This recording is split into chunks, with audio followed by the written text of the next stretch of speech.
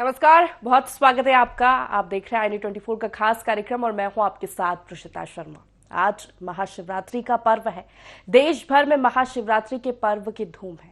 कहा जाता है कि सत्य ही शिव है और शिव ही सुंदर है, और उतना ही सुंदर और महत्वपूर्ण है महाशिवरात्रि का ये महापर्व। इस दिन शिव और पार्वती का विवाह हुआ था, मिलन हुआ था, और इसीलिए ये पर्व और ज्यादा खास हो जाता है। इस दिन लोग विशेष व्रत करते हैं, विशेष पूजन शिव जी का किया जाता है और विशेष जलाभिषेक कर हर उपाय किए जाते हैं जिससे शिव जी की कृपा उन पर बनी रहे। तो कितना महत्वपूर्ण है महाशिवरात्रि का पर्व, क्या कुछ खास इस बार की शिवरात्रि में है और कैसे इस पर्व को आपको मनाना है, ये तमाम जानकारी हम आप तक पहुंचाएंगे। हमारे साथ स्टूडियो में खास मेहमान मौजूद है। सबसे पहले आपका परिचय कराते हैं। पंडित राजेश दुबे जी मौजूद है। बहुत स्वागत है पंडित जी आपका खास कार्यक्रम में। सबसे पहले महाशिवरात्रि के इस महापर्व की खासियत और कितना महत्वपूर्ण ये पर्व है, इसके बारे में ही हमारे दर्शकों को बताइए।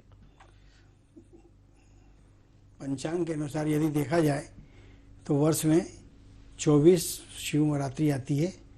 उनमें से प्रमुख महाशिवरात्रि के रूप में फागुन कृष्ण पक्ष शिवरात्रि को महाशिवरात्रि कहा जाता है।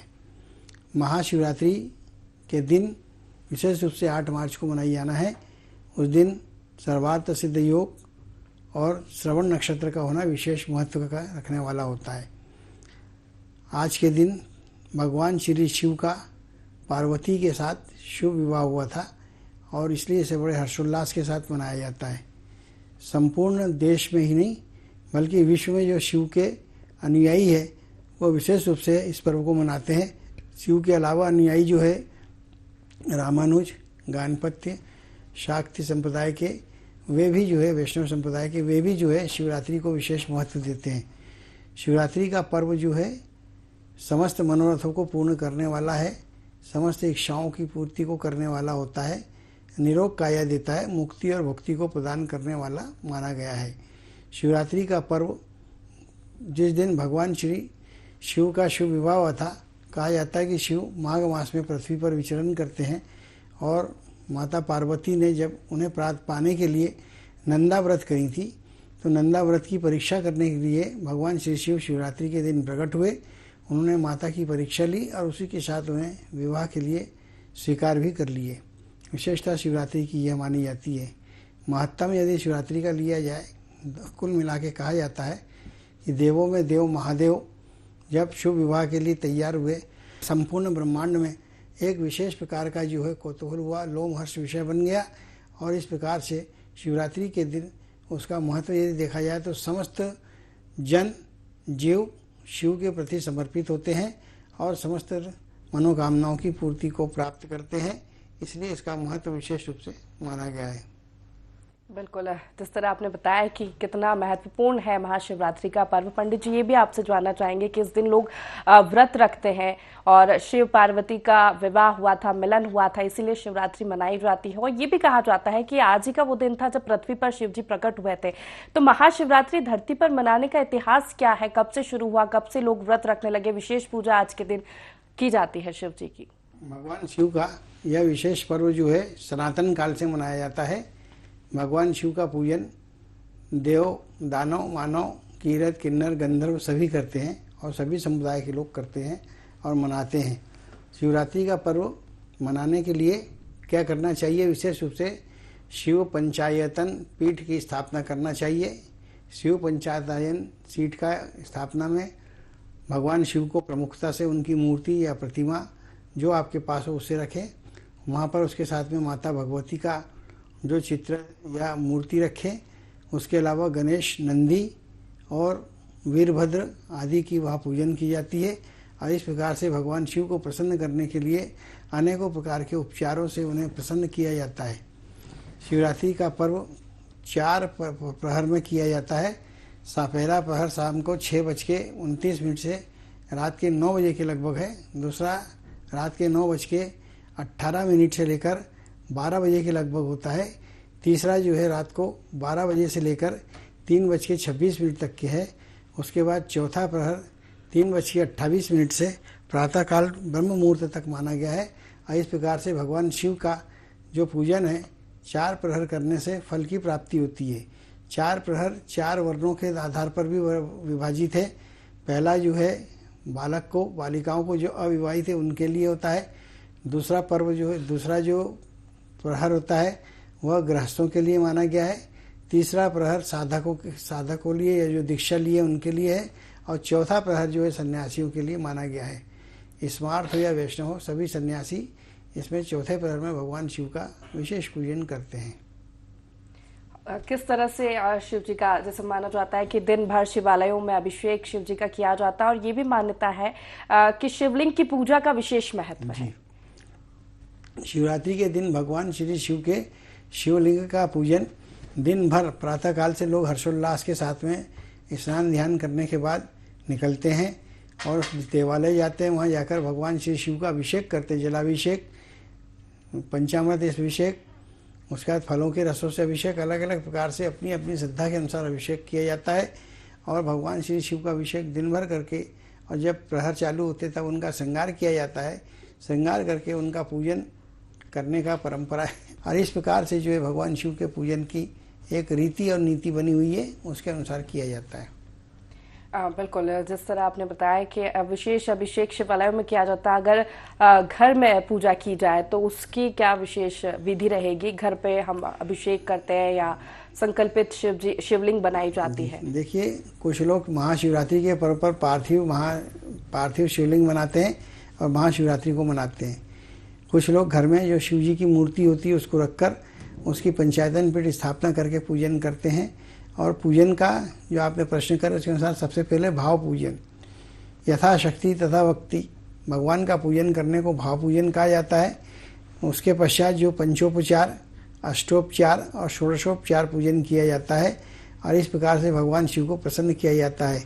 पूजन में विशेष रूप से भगवान शिव को चंदन, भस्म, उसके साथ में नाना प्रकार के पुष्प और जो उन्हें प्रिय है आँख का पुष्प वो चढ़ाया जाता है।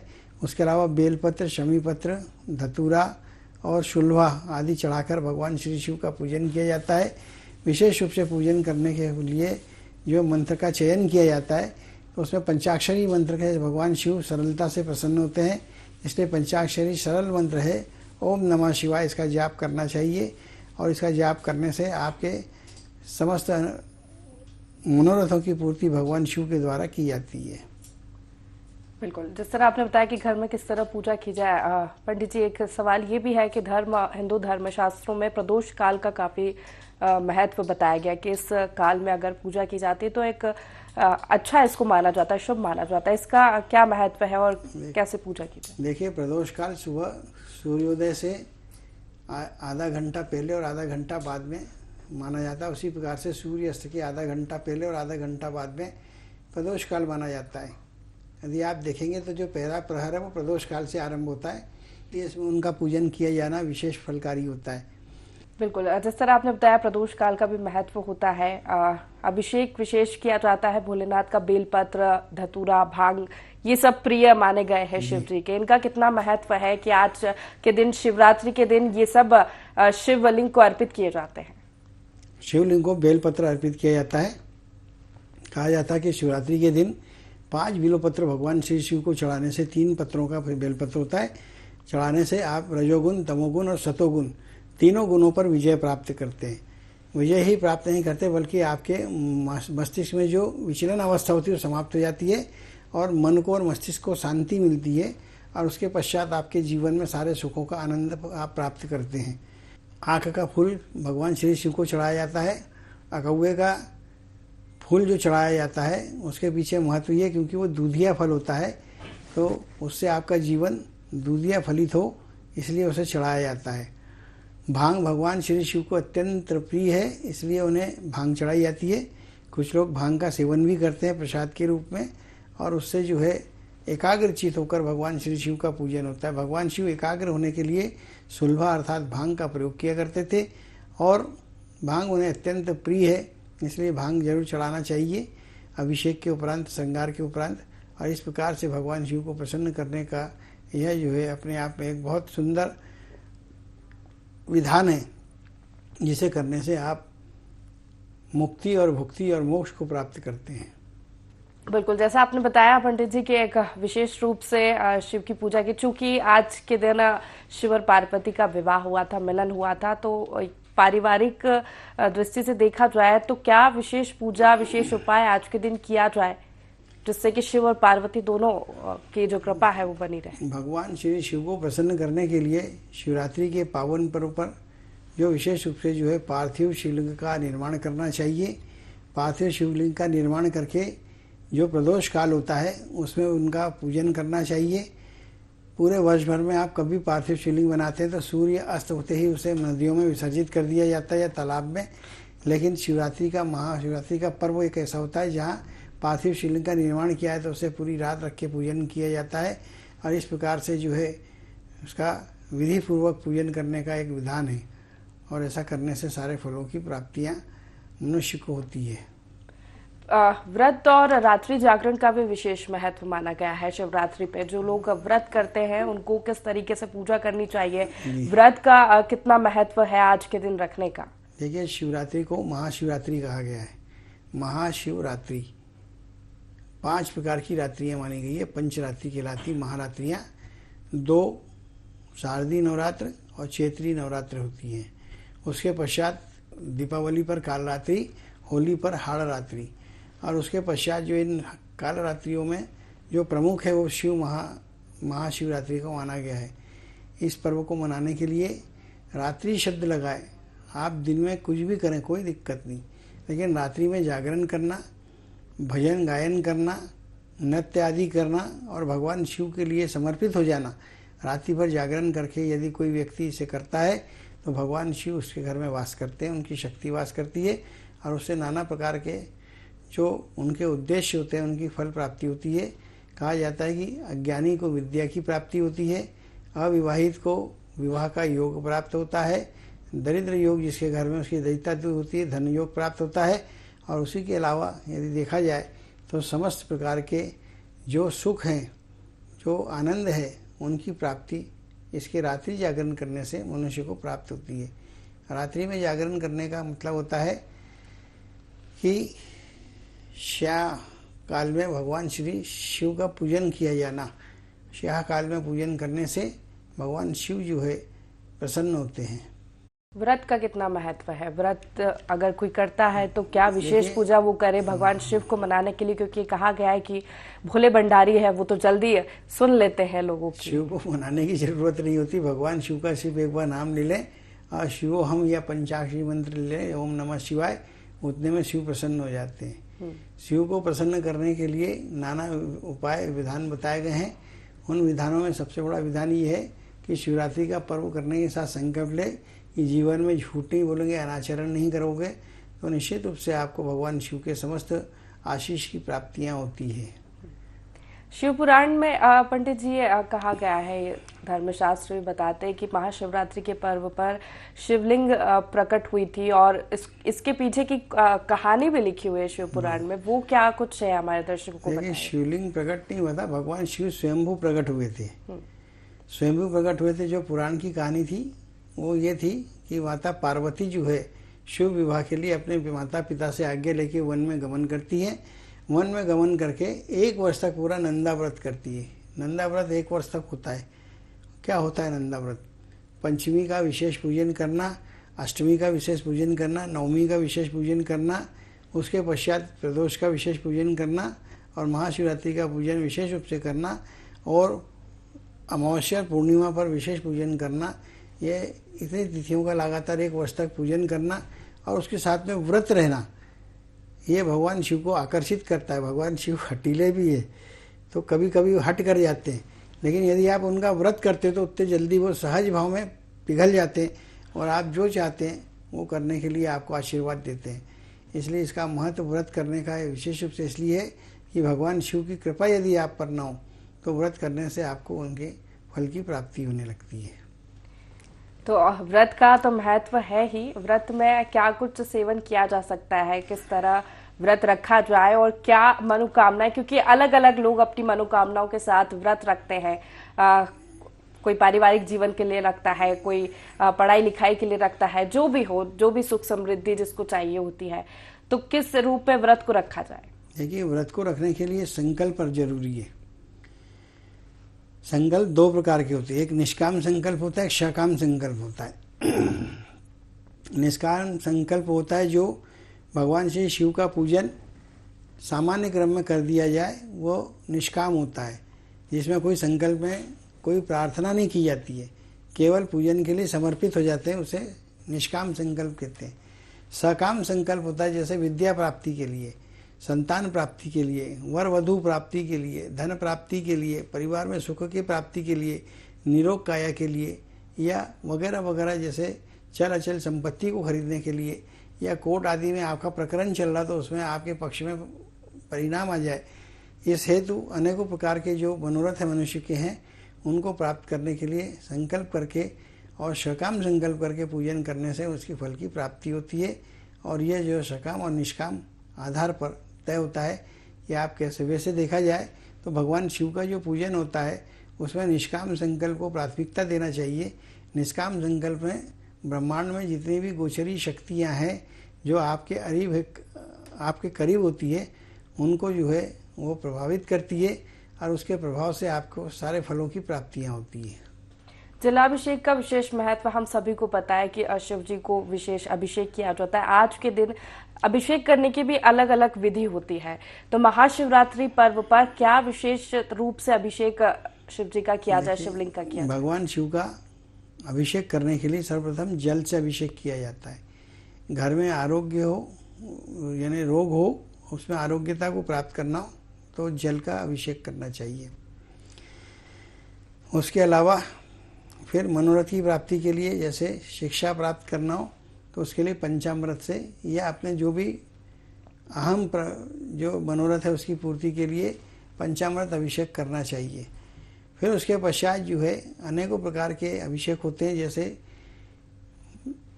फलों का, रसों का, फलों के रस से अभिषेक किया जाता है, उससे फलों की प्राप्तियाँ होती है।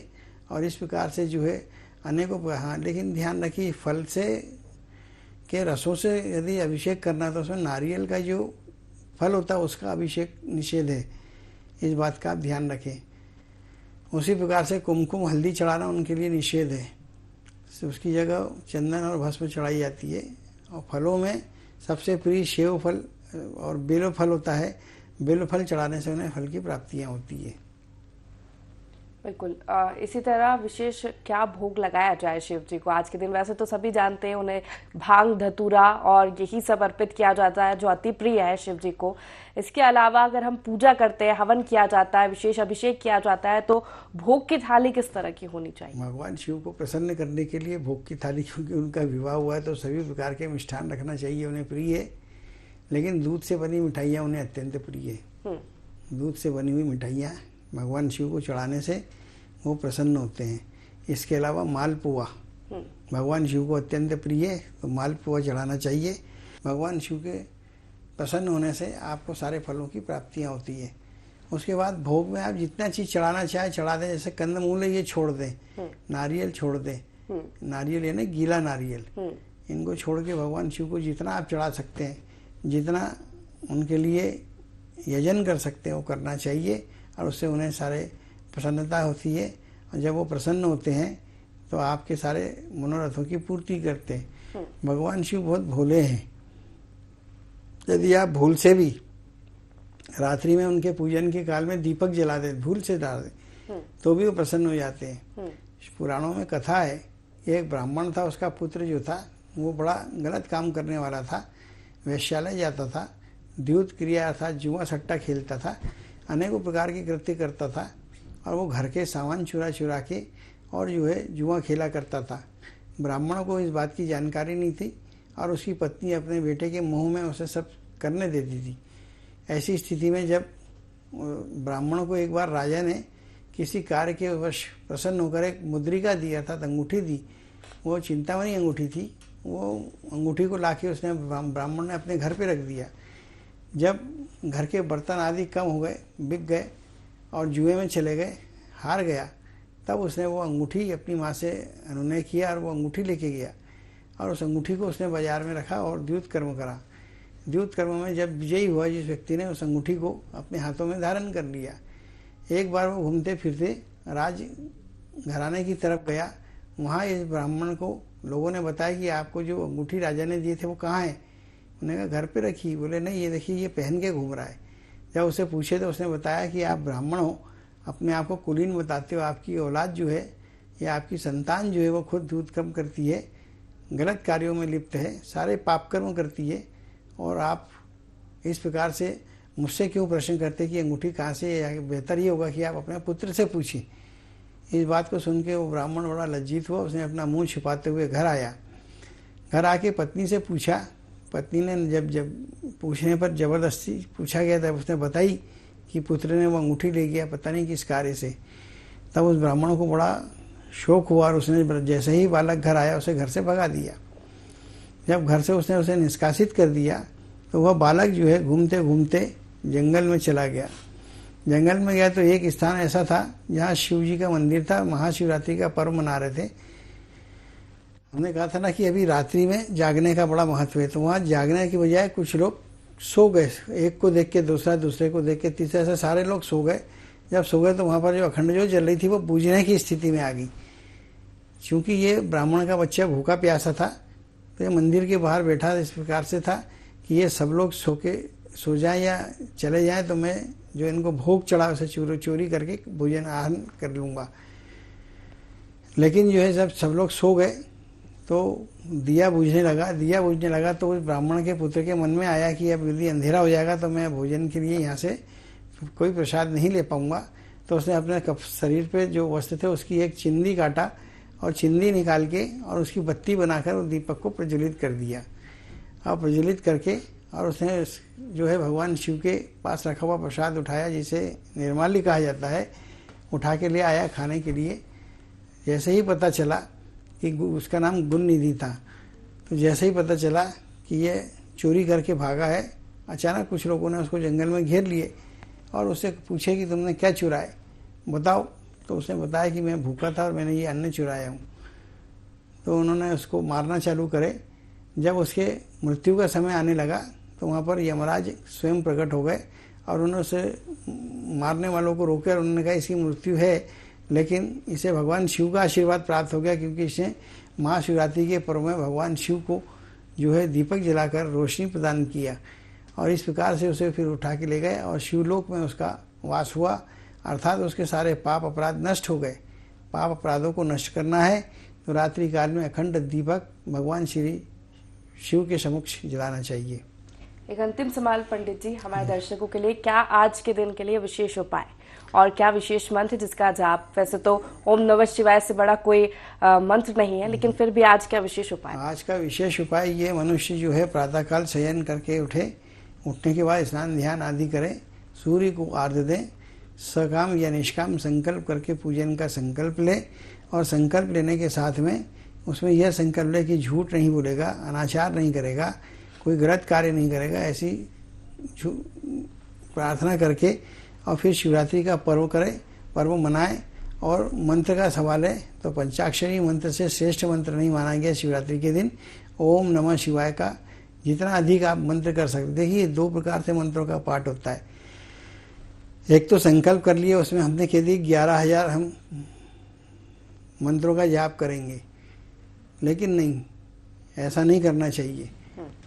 प्रार्थना करना चाहिए अनगिनत असंख्य मंत्रों का जो है हम जाप करेंगे, चाहे वो जितना भी हो जाए उतना जप करें, वो आपको पूर्ण रूप से फलित होगा।